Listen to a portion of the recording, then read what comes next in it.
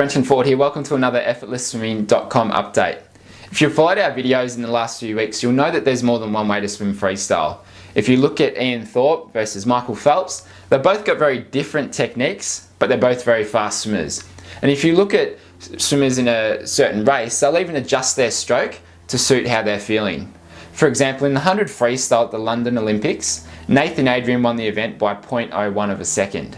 And you can see in the video that he adjusts his stroke the last 15 meters. So he goes from swimming with not too much hip rotation, and he's keeping his stroke very balanced in terms of his shoulder rotation, and he adjusts it to include a bit more body roll and a bit more hip rotation. So he's really using his whole body to drive himself forward.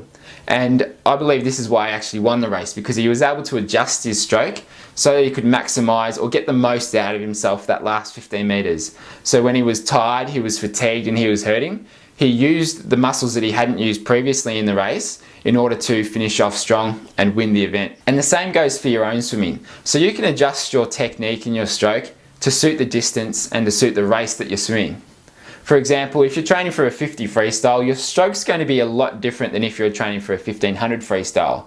Yet you can still adjust your stroke for when you need it to suit those different races. In SwimProof, which is our online coaching community where you get access to all of our videos and you get video analysis and feedback and tips, when I'm doing video analysis there, we take into account what event you're actually training for. Because if you are training for a 1500, then you're going to need different feedback and advice than if you're training for a 50 freestyle.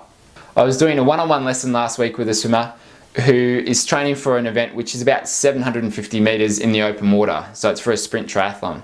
And the change that we're looking at making is he's a very good sprinter, he's very strong, and his stroke is well suited to being a sprinter.